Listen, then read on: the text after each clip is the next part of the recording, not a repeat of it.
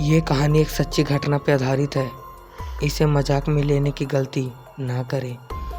क्या हो आप जिस ट्रेन से जा रहे हो और उसी ट्रेन में पूरे भूतों की सफ़र वहीं से शुरू हो और वो ट्रेन आपके जगह पे ना उतारे और वो सीधे भूतों की दुनिया में पहुंच जाए।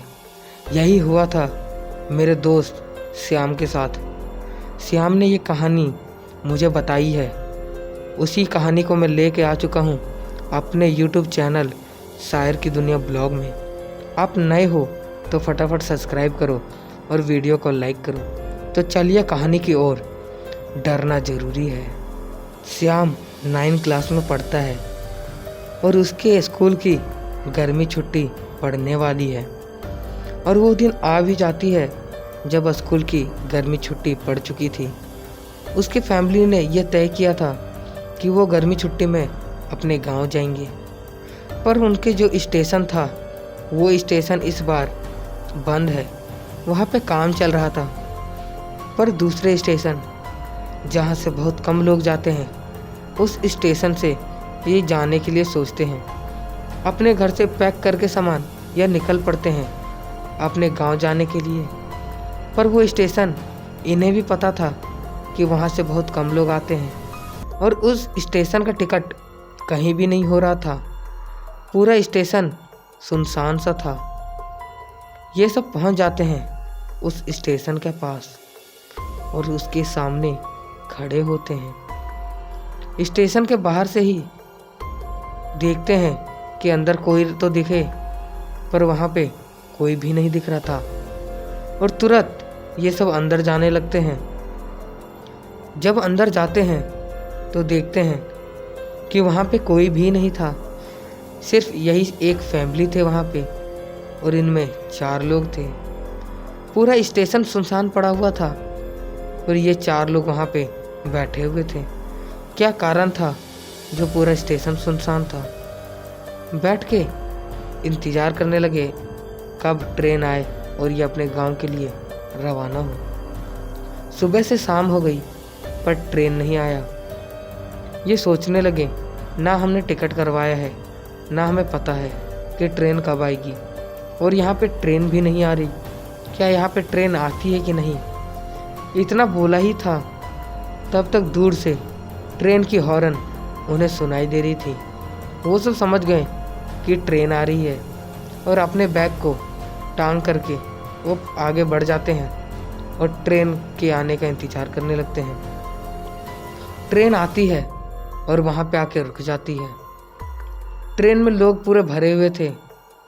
ये सीट पे किसी के भी सीट पे जाते हैं और वहाँ पे बैठ जाते हैं। इनके पास टिकट नहीं था। ये सोचते हैं हमें गांव कैसे भी पहुँचना है। अब टीटी आएगा तो हम उन्हें पैसे दे करके सॉरी बोल करके फिर बैठ जाएंगे।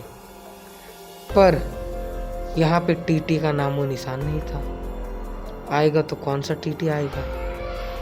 सब आदमी वहाँ पे शांति से बैठे हुए थे और ये सब एक सीट पे जाके बैठ गए। बगल में सब बात कर रहे थे पर इनकी ओर कोई नहीं देख रहा था। ये सब बैठ के अपनी बात करने लगे। तभी नीचे दूसरे आदमी का खाना नीचे गिर जाता है। तब तक मेरे दोस्त के पापा बोलते हैं, आपका खाना नीचे गिर गया। वो आदमी इसके ओर गुस्से से देखता है और फिर वो अपने बात में लग जाता है और अपने दोस्तों के साथ वो फिर बात करने लगता है। इसके पापा थोड़ा सहमे से देखते हैं उसकी ओर। उसके बाद उससे कुछ नहीं बोलते। वो सोचते हैं कि ये गुस्से वाला आदमी है, इससे क्या बात करना, छोड़ो। और वो सब चुपचाप हो जाते हैं और ऐसे ही बीत जाता है 3 घंटे। अभी रात के 8 बज रहे थे। तभी श्याम की बहन कहती है, मुझे वॉशरूम जाना है। और श्याम की मम्मी वहाँ से उठ के उसकी बहन को वॉशरूम की ओर ले जाती है। आधा घंटा हो जाता है पर वो अभी तक नहीं आते। श्याम कहता है, पापा मम्मी और बहन अभी तक नहीं आई है। उसके पापा उठते हैं और उन्हें देखने जाते हैं, पर वो भी वहाँ से आते नहीं। क्या हुआ उनके साथ? अब श्याम सोचता है मैं यहाँ से उठूँगा तो क्या मेरा सामान चोरी भी हो सकता है।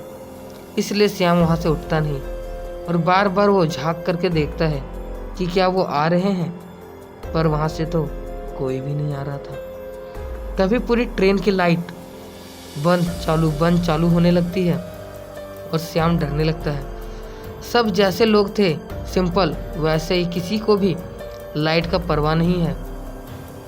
और श्याम ने जब गौर किया तो सभी व्यक्ति एक ही बात को दोहरा रहे थे। लग रहा था कि सब एक ही बात को बड़बड़ा रहे हैं और बड़बड़ाते बड़बड़ाते वो सब चुप हो जाते हैं। लाइट अभी भी फ्लिप हो रही थी, बंद चालू हो रही थी। श्याम को डर लग रहा था। वो वहाँ से उठता है और अपने मम्मी पापा को ढूंढने के लिए चला जाता है। वो जब देखता है तो उसके पापा वॉशरूम के बाहर ही बेहोश सी हालत में पड़े हुए थे। श्याम जोर से चीखता है और हेल्प हेल्प कहने लगता है, पर सभी आदमी उसे सिर्फ देख रहे थे और हंसे जा रहे थे। कोई भी उसकी ओर उसके पापा को बचाने के लिए नहीं आ रहा था। श्याम उसके अपने पापा के ऊपर पानी की बूंदें छिड़कता है और उसके पापा होश में आते हैं और बताते हैं, बहन और तुम्हारी माँ यहीं पे बेहोश पड़े हुए थे। मैं उन्हें उठाने आया, पता नहीं कैसे मैं खुद बेहोश हो गया। अब पता नहीं वो सब कहाँ पे हैं। डर जाते हैं ये दोनों और अपने बैग को उठाते हैं और ये बैग के साथ पूरे ट्रेन में उन्हें ढूंढने लगते हैं। बार बार आवाज़ लगा रहे थे पर अभी तक कोई भी नहीं मिला था। श्याम अपनी मम्मी को आवाज़ लगा रहा था पर श्याम की मम्मी उधर से कोई भी जवाब नहीं दे रही थी। गई तो गई कहाँ उसकी बहन और उसकी मम्मी। सब दोनों को चिंता होने लगती है और लास्ट में वो हेल्पलाइन नंबर पे कॉल करते हैं, पर हेल्पलाइन नंबर वहाँ पे भी कुछ काम नहीं होता। वो सोचते हैं कि ट्रेन को अब रोकना पड़ेगा और वो ट्रेन की रस्सी जो होती है रेड वाली उसे खींच देते हैं, पर ट्रेन भी नहीं रुक रही थी। वो दोनों रोने लगते हैं और रोते रोते पूरे ट्रेन में बताते हैं, कोई मेरी बीवी और बच्चा गुम हो चुका है, प्लीज़ उसे ढूंढ दीजिए। और सब उसकी ओर देख करके हंसते जा रहे थे पर किसी को भी परवाह नहीं थी। वो सब थोड़ा आगे जाते हैं और जैसे पीछे मुड़कर देखते हैं तो वो ट्रेन में कोई भी नहीं था। पूरा सुनसान ट्रेन पड़ा हुआ था और ट्रेन में जाले लगे हुए थे। इससे ये पता लगता है कि ये ट्रेन हजारों साल से चली ही नहीं है, तो ये प्लेटफॉर्म पर आई कैसे। अब वो समझ जाते हैं कि ये भूतिया ट्रेन है, इससे जितनी जल्दी हो निकल जाए वही सही, वरना मौत तय थी। पर श्याम अपनी मम्मी और बहन के बिना इस ट्रेन से जाना नहीं चाहता था और ट्रेन भी इतनी रफ्तार से चल रही थी कि यहाँ से कूदा तो मरना तय था। अब श्याम जाएगा तो जाएगा कैसे। एक श्याम और उसके पापा अलग अलग रास्ते में ढूंढने चले जाते हैं, आगे और पीछे। तभी श्याम की चीखने की आवाज़ आती है और उसके पापा दौड़ कर जाते हैं तो देखते हैं कि उसकी मम्मी और उसकी बहन ऊपर की सीट में जख्मी हालत में पड़ी हुई थी। उन्हें उठाया जाता है और उठती हैं और पता लगता है कि उन दोनों का पैर टूटा पड़ा है। कैसे टूटा उन दोनों का पैर ये किसी को भी नहीं पता। अब श्याम के पापा कहते हैं, हमें इस ट्रेन से कूदना पड़ेगा, उसके बिना हम इस ट्रेन से निकल नहीं पाएंगे। सबको पता था कि इस ट्रेन में भूत है, पूरे लोग इस ट्रेन में भूत है। क्या हुआ था इस ट्रेन में ये उन्हें नहीं पता था। आगे जाते हैं और आगे खड़े थे वही सब जो उस ट्रेन में मरे थे।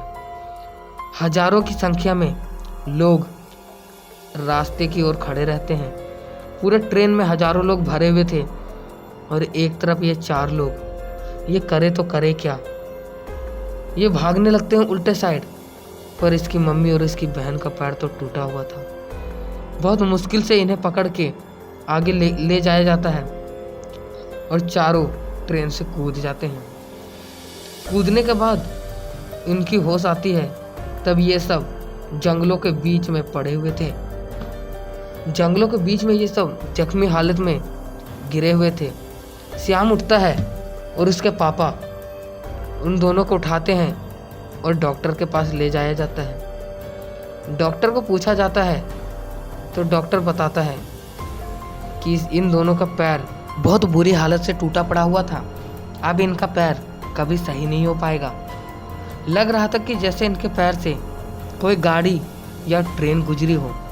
पूरा टूट चुका था, पूरा मिट्टी के जैसा हो चुका था। अब इनका पैर काटना ही पड़ेगा।